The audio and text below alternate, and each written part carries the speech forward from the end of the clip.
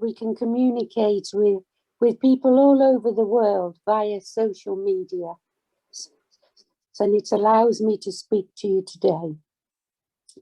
When I got my diagnosis in 2014, it was truly shocking to hear such news, but it was also bizarrely a relief, because a diagnosis, a name to what was happening to me, actually put an end to all the uncertainties, all the ifs, buts and maybes, and I can continue to live my life.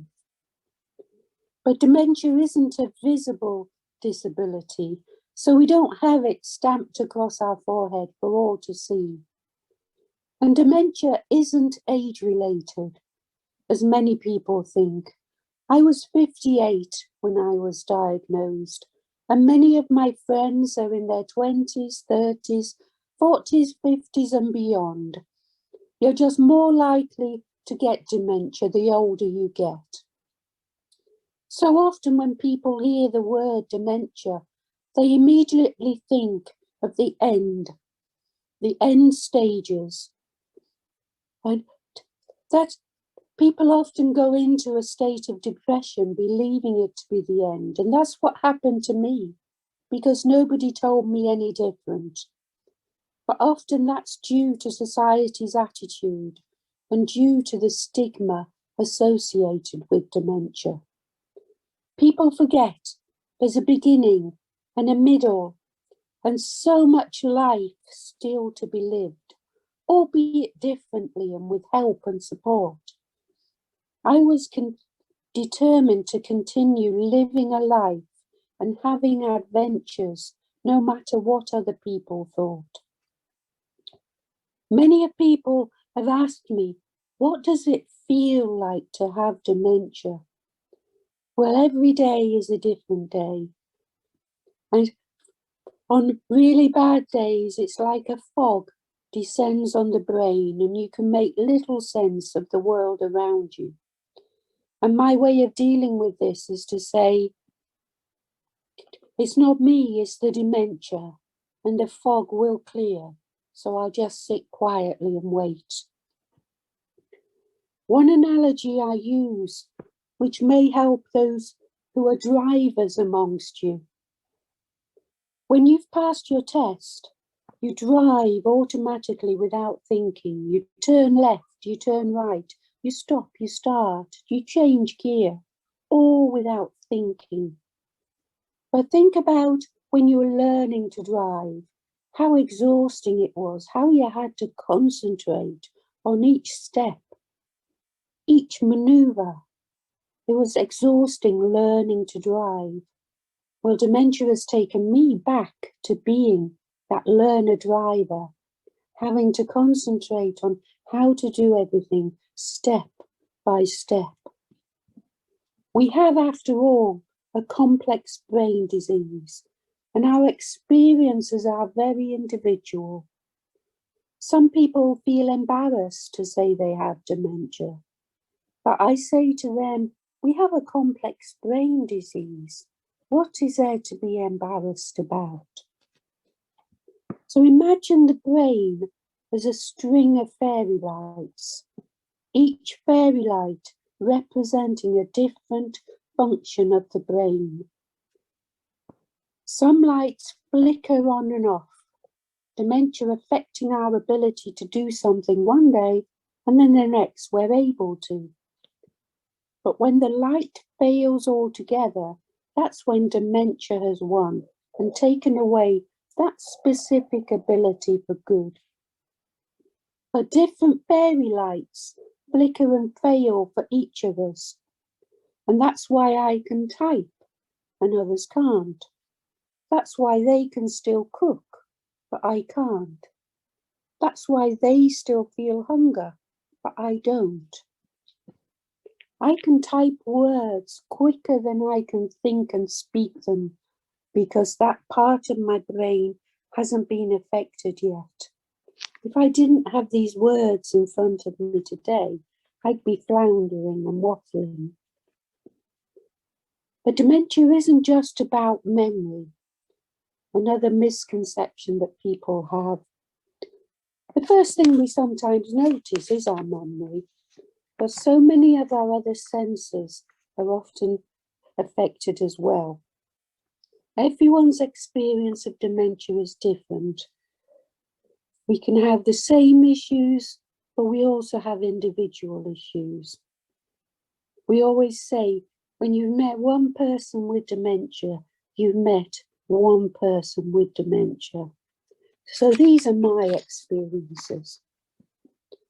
Emotions play a bigger part in our lives, and in my life too.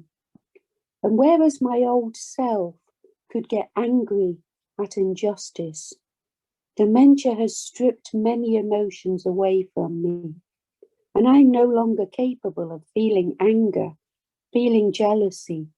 I have 3 states: happy, sad, or content. Others can be left with more negative emotions or a mixture. My emotions are really heightened now, as they are in many people with dementia, and how people make us feel takes over from the detail of any conversation, any visit. We remember how you made us feel, but we forget that you've been to visit us. I had to move from what I thought was my forever home in York to a quieter village. I used to live near the city centre with all the hustle and bustle that I used to love. But one of my first senses to be affected was my hearing. And it wasn't I was becoming deaf. It was certain tones of noise began to physically hurt my ears. And specialists are now beginning to realise that they can help us because they're diagnosing people with dementia with hyperacusis, which is very similar to children with autism. It just means sensitivity to noise. But they can help with hearing aids that are programmed to tone out the specific tones that physically disturb us.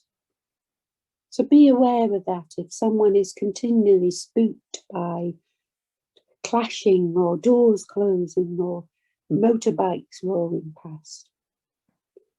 I hadn't appreciated how hard it would be to get used to living in a new house once I moved, and living in a new village, having to learn where I lived again. I met my neighbours by thinking their house was my house and trying to let myself in. So you can imagine the shock on their face. But once I explained, all my neighbours have been wonderful. And I knew I had to make my house different. So I stuck 2 forget-me-not tiles, one each side of my front door, to make it known to me that that house was my house. I have a tiny kitchen, but when I moved in, it had 2 doors, which used to confuse me, as I couldn't remember where each door led to. So I spent ages walking round and round in circles, trying to find my way around my own house. My solution was to get my screwdriver out and take the doors down, so I can now see exactly where each door leads to without getting confused. Doors are often a problem for people with dementia. Some people like to feel safe with the door closed, whereas other people, I forget what's behind the door, so I prefer all the doors open. Everybody's different. I don't see kitchen cupboards or wardrobes in my bedroom because they're the same colour as the wall, so just blend in. So I forget there's stuff behind doors. And my daughters would ask me, why are you wearing the same clothes each day? And I'd say, well, we haven't unpacked everything. I can't find my clothes. But it was because I couldn't see the cupboards to open them, because they were the same colour as the walls. Some people have said you should have see-through cupboards, but not only are these really expensive, they also look chaotic if you don't keep them tidy. And that was never going to happen with me. So my solution was to take a photograph of the contents of every cupboard and stick them on every door. And it's simply the photographs that attract my attention to say, look in here, there's cups. Look in here, there's doors. There's clothes. Simple yet effective solutions. So vision is often affected in some people with dementia. Our eyes see, but our brains don't interpret the information correctly. So going downstairs can be really difficult if the edge isn't clearly marked. And for some, they look like a slide or an escalator. Mats in doorways that are black can look like a hole in the floor. So imagine trying to convince someone to step over a mat, but all they see is a hole in the floor. Black can be a very bad colour for some people with dementia, and that includes me. If you're wearing all black, all I can see are heads floating around the room. And one of the newfound perceptions is TVs that you put on the wall. When they're switched off, they're black and simply look like a hole in the wall. I've read of some care homes, some residential homes now, just covering the TV with a coloured cloth, simply to break up the black. And my B&B, my bed and breakfast where I go and stay when I go away, they always put a red pillowcase over the TV, simply to block out the black. But be careful with patterns too, both in what you're wearing, but also the effect of patterned carpets, because for some, like me, they come alive and start moving. Patterned carpets can look alive with insects if they're very patterned.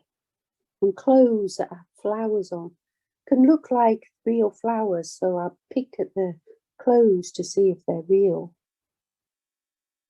Colour and contrast are the most important thing when thinking of an environment. You'll be amazed at what colours don't go together. And the easiest way to find out if a room or area is dementia friendly is to take a black and white photograph. And if the shades of grey, the contrasts are marked, you know you've probably got it right. I'm not downplaying the enormous struggles we have and our carers have, and enormous they are. I'm simply saying that simple solutions often make life easier and calmer. My taste buds have also changed, again, very common in people with dementia. I used to love afternoon tea and cake and biscuits, but for me now I like savoury food because sweet food tastes doubly sweet. And some of my friends prefer sweet food because savoury food tastes doubly salty. So again, it's finding out about the person. But even more sad for me is I rarely feel hunger. Food is simply fuel, and sometimes I'm running on empty without realising it. So if someone is sat in front of them with food untouched, is it because they can't see the food because it's on the wrong colour plate? Because rice on a white plate, we wouldn't be able to see it. Is it because the food on that plate is too complicated? I find I can't cut food now. Is the plate the wrong shape? I prefer to eat out of a bowl now because with a plate, everything just gets shoveled off the plate and I make a mess. So think about all those things with someone eating. The noise, the difficulty and the lack of interest is making it necessary to make food enjoyable now because it's often forgotten. I have to set an alarm every day to remind myself to eat. I've always said that it's an advantage that I live alone which probably sounds bizarre to many of you, but living on my own means there's no one around to move everything. Because if you move things, to me, they no longer exist. And if I find them in a different place, then I spend the next hour wondering why something is there. So consistency and routine is really important for people with dementia. Having said that, for couples, I think it's even harder. It's harder not to disable loved ones before they've lost the capacity to do something. Because for the kindest of reasons in the world, people want to wrap us up in cotton wool and start doing everything for us. But if we don't do something day after day after day, we simply forget. And then you're stuck with doing that one thing forever. My daughters used to do so much for me in the beginning for the kindest of reasons. They'd help me on with my coat, but I could still put on my own coat. And I began to realize when they weren't there that I was struggling to put on my own coat. So I said to them, if you keep putting on my coat, I'll forget. And every time I want to go out of my house, you'll have to come to my house and help me put on my coat. And they stopped immediately. So allow loved ones to take an hour to put on the coat if that's what it takes. It allows you to do something else. And it gives us that feeling that we can achieve something. Because dementia strips away so much from us. So enable us to keep our sense of independence for as long as we can. Sometimes it's a matter of teaching us new ways of doing things. I find slip-on shoes easier to use now than lace-ups. I get in a muddle doing lace-ups now. So my newfound friends are no-tie shoelaces. My daughters threaded them through my walking shoes, and I can just slip them on and be like everyone else. My one phrase I always use is, there's always a way. Another change that I now find is using the telephone. I find it really difficult. And services of all kinds insist on you using the telephone. But for the telephone, people can't see me thinking. So they fill a silence with another question, which means I forget what they've asked in the first place. And I go round and round in circles, getting confused. So I no longer use the phone now. I can use video calls, I can use email messages. I just can't use the phone. My village community know me as the camera lady first and the person with dementia second. Every single day I walk around the village taking photos of our beautiful neighbourhood and then share them every evening on our village Facebook page. People get immense joy from looking at my photos, but also it gives me a reason to exercise each day. I don't worry about getting lost or forgetting where I am, because I know that anyone I meet will show me back to my house.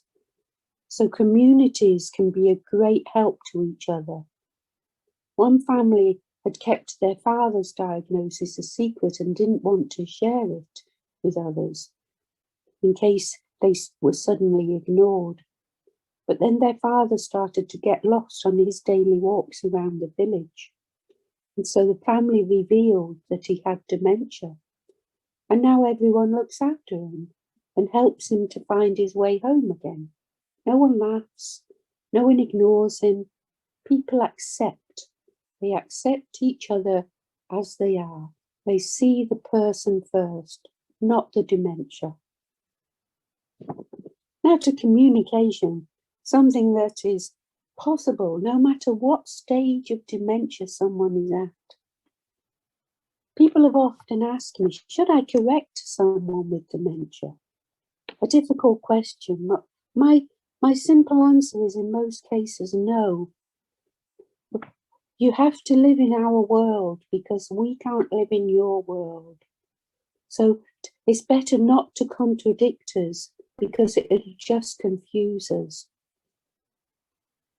So what does it matter if we get someone's name wrong? People often ask me, what should I do if I personally believe someone is alive when I know they're dead? My response is to live in our moment. If I continually told that my mum is dead, has died, when I think she's alive, then I'll be mourning that loss every single time you tell me. How much better it is to go with the flow. And I'm not saying lie, I'm simply saying answer the question with a question. So if I say, where's my mum? Simply answer with, where could she be? Could she be at work? Could she be at the shops? And then I'll engage in conversation about the person I love. After all, in a few minutes, I'll have forgotten I've asked that question and ask it again in a few more minutes. So how much better to leave me feeling hopeful and happy rather than sad and distressed. So getting my pages muddled up.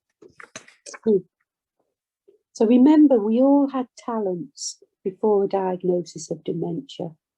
We don't suddenly lose those talents altogether when we get a diagnosis. We simply need the support of those around us to continue to do the things we love. And that can mean still being involved in groups, in social groups. So don't assume we can't simply because we have dementia. We may simply just need adaptations made to the way we supported. You can help us by making those adaptations and feed into our minds that we can rather than we can't. I hadn't used technology before a diagnosis of dementia. I didn't know what an iPad was. I didn't know what a blog was. I didn't know what a smartphone was. All these things were just alien to me. So it was with my patience and help from my daughters that I learned how to use social media. And now it's my lifeline to another world. I can have a silent conversation on Twitter when I want to, simply because my two patient daughters showed me how. I write a daily blog called Which Me Am I Today? I didn't even know what a blog was before dementia, but my daughter showed me day after day after day how to do my blog, and now I do it on my own. That is read all over the world is very humbling, but for me, it's simply my memory to remind me of what I've been doing every day, the walks I've had, the challenges I've had, the feelings I've had. So it's just my memory, but anybody is free to read it.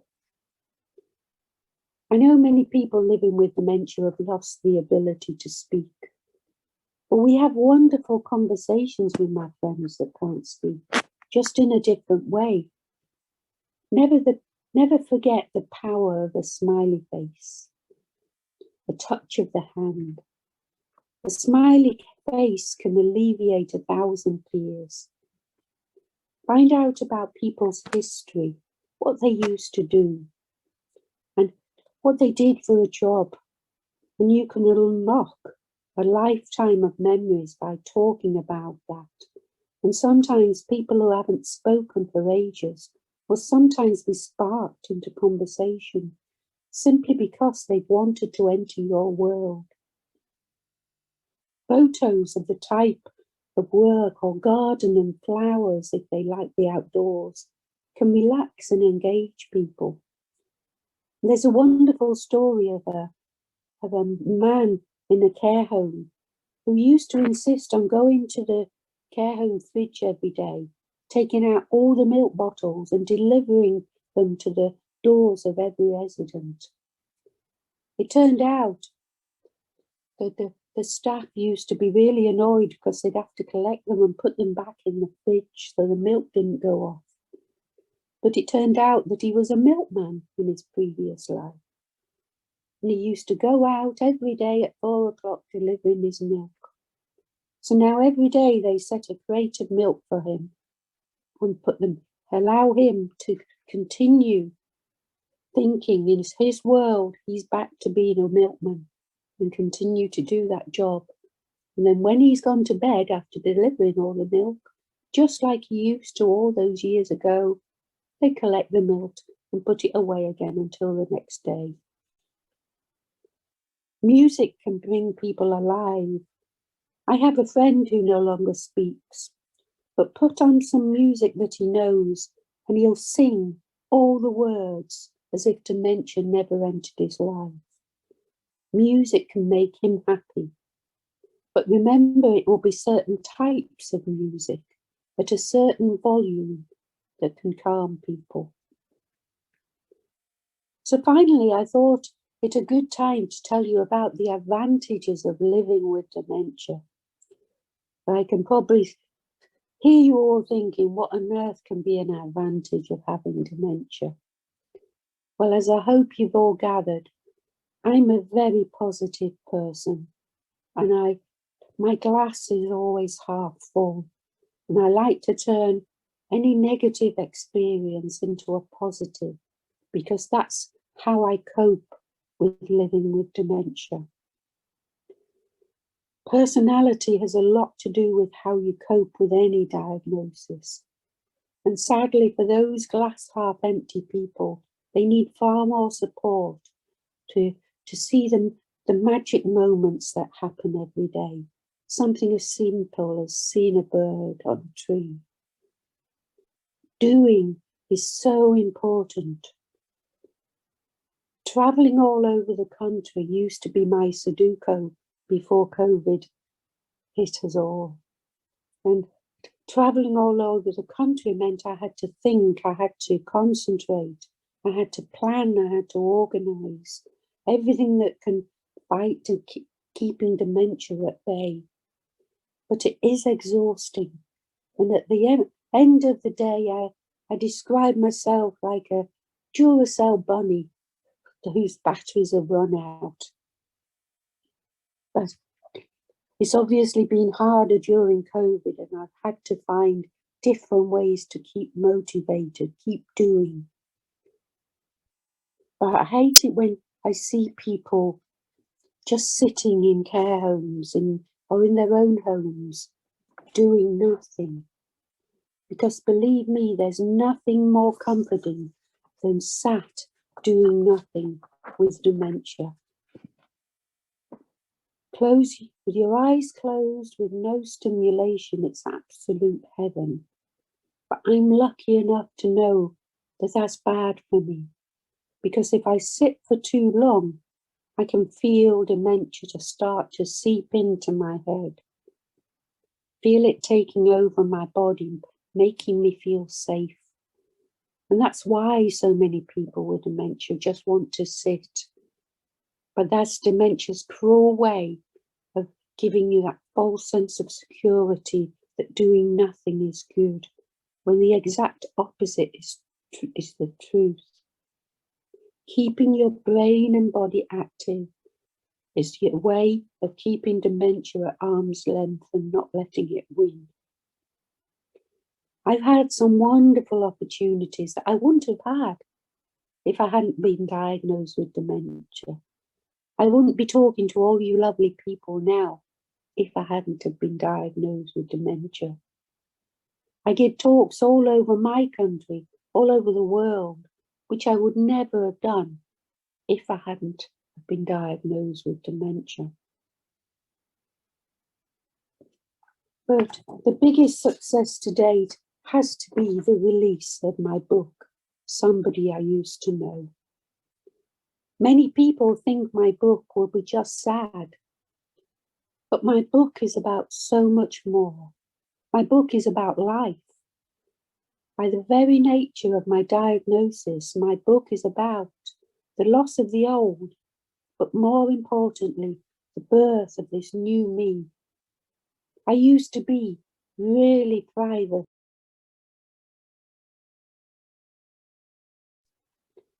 I used to be really private before dementia.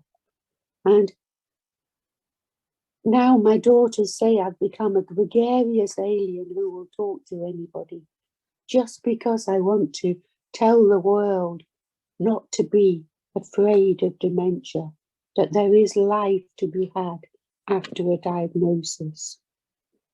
But what I hope my book shows more is the hope that I can give you. The hope that there is life, that relationships change in a crisis, and how new friends are made, and how adapting to this new world is the key to surviving it. And yes, my book is sad in parts, but it's also filled with laughter, with adventures, and most of all, hope. Something we're rarely given at diagnosis. My book shows you should never give up on yourself. Many others will do that for you. So dementia may be terminal, but then so is life. So I'd say to you, enjoy every day as though it's your last. Thank you. Thank you very much, Wendy. I think we're all quite awestruck. And thank you so much for doing this with us and sharing these amazing, nuggets of wisdom from your daily life, such simple solutions. We do have a lot of questions flowing in. Would you like me to read them out one by one, and would you answer them? Yes. Okay, great. So just give me a moment. Let me just go to the first one. Okay, so the first one is, which part of UK are you from? I'm from Yorkshire. Okay, great. North of the UK. Okay, that's good to know. So the other question, the next question that came is that what are some early warning signs before dementia sets in? Well, I was renowned for having a brilliant memory. I never forgot. I had a photographic memory. I could remember anything. And suddenly I'd forget the names of people in front of me. I'd forget who people were that I'd worked with for years. I couldn't say their name. And when I was out running, because I used to be a runner, my legs and my brain stopped talking to one another, and I'd fall flat on my face. So I knew at that point that there was something not quite right. Okay, thank you for that. So emotionally, because you live alone, somebody has asked that emotionally, do you feel loneliness while being on your own? Yes, I do. I do have moments of loneliness, but I have ways to come out. There's such a huge community online that I call it my silent world of conversation. That I'm a Twitterholic. I love Twitter. And that makes two of us. Yeah, I can talk on Twitter to anyone in the world, and they may not even realize I have dementia because I can still type. So they see me as a person, not as someone with dementia, and we just chat. So I call social media my silent world of conversation because I find it hard to have a conversation with lots of people in a room because I can't hear what people are saying because there's too much going on. But for the likes of Twitter, I have silent conversations, so it's perfect for me. So yes, whenever I feel lonely, I simply go onto social media. That's such a simple yet effective solution. Mm. So, for instance, when it comes to engagements like these, how do you remember? How do you keep track of them, especially if you are not sure what kind of a day is it going to? How do you manage these? Not just keeping track, but how do you manage these? Especially keeping in mind that it may be a clear day or a fuzzy day. You're not sure. Yeah. Well, that's where I'm lucky that I can type as well, because I have everything I'm going to say in front of me. So no matter what sort of day I'm having, I can still read the words. They just might not, on bad days, there won't be the emotion in my words that there are on a good day. So I've always got them. If it's a very bad day, I have to cancel because I snuggle under the duvet and I have to wait. Or I just walk in the fresh air just to try and escape. But typing is also my escape from dementia because that part of my brain isn't broken. I hope that answered your question. I can't remember what you asked. Absolutely, Wendy. Yes, absolutely. Absolutely. So you mentioned traveling around earlier, and somebody has asked, you also mentioned going to the B&B. So someone has mentioned, what are the precautions you take? Do you travel alone or does someone go with you? I travel alone, but my daughters track me. They track me on, we have an app that tells them exactly where I am. So this gives them reassurance that I'm in the right place and going in the right direction. But it also makes me feel safe because if I suddenly don't realize where I am, I can just text them and say, am I going in the right direction? So there's lots of preparation I have for going anywhere. I have a pink file, and in there is all the instructions for my travel, every station I'm going to pass through, everywhere that I need to stop or change. And I have a photograph of the places that I'm looking for, so that when I get there and I'm looking for them, they're not strange. I've got a photograph of what I need to look for. So I have lots of strategies in place to get me around, because what's the alternative? Not to go anywhere and sit at home with dementia as the only companion, and that's never going to happen. That is some determination. That's fantastic. We hope that pink file keeps increasing with places that you. So Daisy has asked, what sort of medications are prescribed and do you take them lifelong? Yeah, well,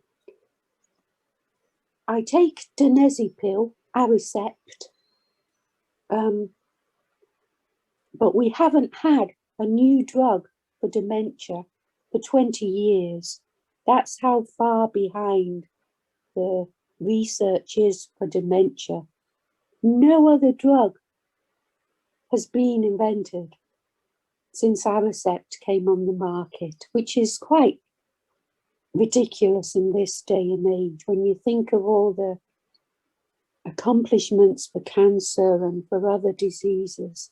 Dementia has been left behind. So yes, I take Aricept, but it only slows the progress. It isn't a cure. There is no cure for dementia.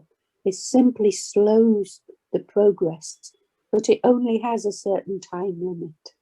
So eventually that will stop working. And then there's another drug called Momentine that you can go on after that to help slow again. But there is so little research being done in dementia that we're really far behind in the tablets that you can take.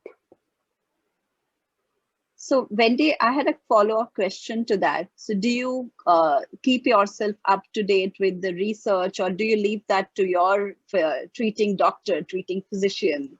No, I'm passionate about research. I'm involved with researchers. That's my world. So I'm very lucky that I was given an honorary doctorate at 2 universities in the UK. So I'm Dr. Wendy Mitchell, which is amazing. But they involve me in their research at every point. So I'm enormously lucky with the huge friends I've made in the research world. Thank you, Wendy. The next question is from Sheetal. What do you feel has helped you accept your diagnosis? That's the first part of the question. So say that again. What helped you to accept your diagnosis? What helped to accept? Right. Gosh, I didn't to begin with. I went into depression because I thought, how can I possibly have dementia? I was only 58. Like so many other people, I thought dementia was for older people. And I soon realized that it wasn't. But what helped me to accept and to move on was actually meeting other people with dementia. The first person I saw was a great friend of mine now called Agnes Houston, who spoke at a conference I went to in New York. And she'd been diagnosed for 10 years. And I thought at that point, well, if she can do it, so can I. And so seeing other people with dementia and talking to people with dementia was and is still my biggest support. Okay. The second part of the question is, how can one help a family member accept a diagnosis of dementia? It's very difficult if they're not willing to accept. Some people, there are many people who will go into denial. That's totally normal for people to go into denial because there's such a stigma against dementia. So I say to them, just work with them, support them in whatever way they need support.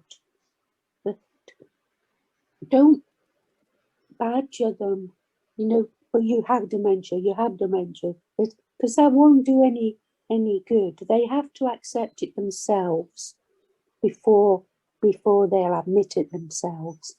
So I would say simply support them in the way they need support. And eventually they will see that, oh yes, actually there is something not quite right. And it's nothing to be ashamed of. Absolutely. Absolutely. Thank you so much. Another question is, how do you find all the solutions that you've talked to us about today? How did you come upon them? I make them up myself. Whenever dementia throws a challenge at me and my daughters talk to find a solution around it. It was them that found the no-tie shoelaces. In my home, I have lots of adaptions that I've made, simple adaptions. I can't see the light switches because they're white on a grey wall, so they just blend in. The contrast isn't enough. So I simply painted a dark blue border around each light switch. And now I can see the light switch to switch the lights on. I use technology a lot at home. So I have Alexa who helps me remember to do things. And she also puts the lights on upstairs. So I was forever falling over on the stairs, falling up and down them. So she now puts the lights on for me before I go to bed. And she also switches the kettle on for me, which is a very big bonus. So there are simple ways to help yourself. I have luminous yellow lines painted on the steps outside my house. Because I can't see the step edge, I fall over them. But the luminous yellow paint lights up the step and I can see where I'm walking. So none of these are expensive. You just have to have some imagination. Absolutely. Simple solutions that you've worked upon. How do you keep track of the changes? What's working for you? What's not working for you? Do you keep a journal? Well, I have my blog. My blog is my memory. So everything's recorded in my blog. When I can no longer do something, I put it in my blog. And then I can reread, I can look back to see what I was talking about a year ago, what I was talking about 3 years ago. So I'm very open on my blog because it's my memory. I'd be trying to fool myself if I wasn't open. Absolutely. We have shared the link to your blog and we hope everyone reads that. Geeta has asked, are there some particular activities to do regularly to prevent the progression of dementia? Well, everybody's different again, but every morning I have a routine which shows me what sort of a day I'm going to have. I play Scrabble online, word games, to see how quick my brain is that day. And I can instantly tell if it's slow, if it's going to be difficult. But I play word games, number games, solitaire, all the things that I like to play, but I use them as a way to see how my head is for that particular day. But doing anything is good for you. Anything you love doing, do it. Thank you, Wendy. We must tell you that there are lots more questions coming in. So Okay. you have to bear with us a little longer. Okay. There's another question which says, isn't it rare for a person with dementia to be aware that she has dementia? Would you like to clear something about that? I would. No, it isn't rare. Some people in life are intuitive and some people aren't. And that's the same with dementia. Some people are intuitive and know what's going on, and like me can analyze the dementia and work with it. Other people are totally not ignorant, but unaware of what's going on in their surroundings. But the same can be said for people across the world. Some people are more perceptive than others. And that's just the same with people with dementia. So it's your personality before dementia has a lot to do with how you accept dementia. All right, that's important for all of us to know. There's a question around the stigma, that how do you deal with the stigma that comes with dementia? It says that comes with dementia. Yes, we are aware there's stigma. So how do you deal with it? I try and educate. I used to get really sad. As I said, I can't get angry anymore. So in my previous life, I would have got angry with them, but it just makes me sad now. But instead of showing the sadness that I used to show in the beginning, now I simply say to them, put yourself in my shoes, and explain that it's an invisible disability. Because people are often saying to me, you don't look like you have dementia. Well, what am I supposed to look like? It's an invisible disability, But if they lived in our shoes for 24 hours, they would certainly see that there's a difference between me and them. Absolutely, Wendy. Thank you so much. This is again a question about a family member. If a family member has let the disease overtake them and they don't have your spirit, what is the best way a caregiver could help them and make life easier for them? Yes. To make life easier for both is to live in their world, because the later the stages, we progress back through the years.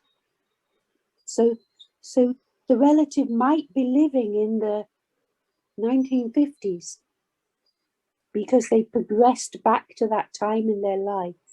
You have to find the time in their life where they progressed back to and try and relive that time with them. You know, for example, is there some music they used to love in the 50s? Is there some television program they used to love? So we can't live in your world once that has happened.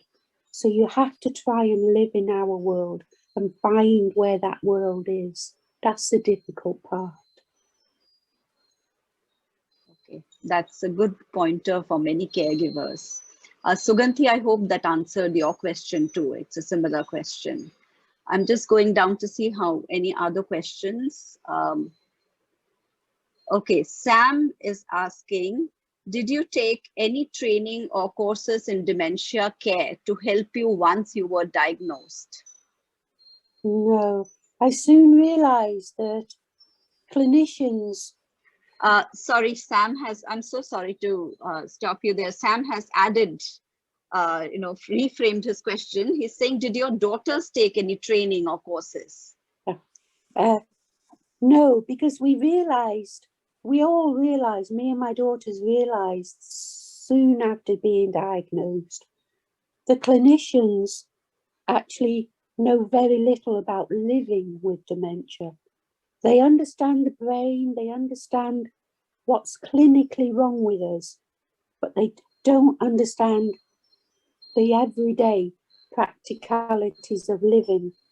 So we've discovered all those things along the way. And now I run courses for people diagnosed and for carers diagnosed, for carers of family that have been diagnosed. So there's no better people to learn from than other people with dementia. And we have lots of groups in the UK, all people living with dementia, all sowing seeds of knowledge everywhere. So Wendy, would it help to become part of a dementia support group, both for the caregiver? Yes, definitely. Never be alone with dementia, because it's a very lonely place. For people with dementia, find other people with dementia that are going through what you're going through and are non-judgmental. For carers, I say we live parallel lives. We both have important needs, but they're very different needs. And carers need that support for themselves as well, to be able to continue supporting us. So carers, look after yourselves, because otherwise you can't look after us. Absolutely, Wendy. Those are really important things to keep in mind for every carer. We have lots of appreciation for you in the chat box if you can take a look.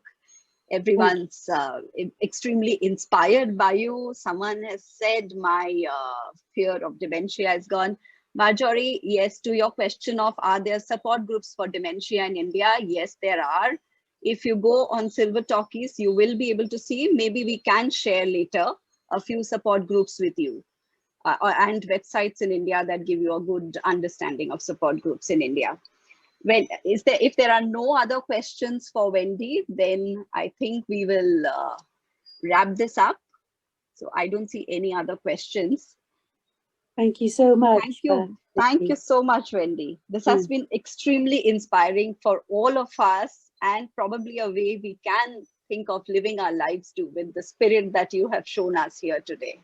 Thank you so much. Love to you all in India.